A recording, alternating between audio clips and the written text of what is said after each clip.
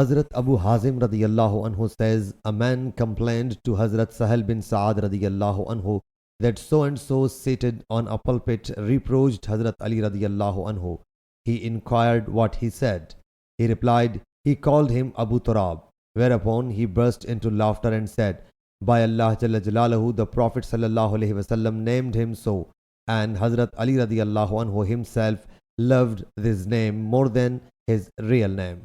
So the transmitter craved to hear the complete hadith from Hazrat Sahal radiyallahu anhu, and he said, O Abu Abbas, what was the incident? He said, one day Hazrat Ali radiyallahu anhu went to Hazrat Fatima radiyallahu anha, and then he came out and lay in the mosque.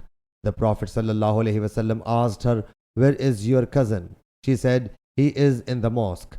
He went there and saw that his rape had got removed from his back, and his back was covered with soil. He sallallahu alaihi wasallam removed dust from his back and said twice, O Abu Turab, the dusty one, get up. Sahih Bukhari, Hadith number 3703.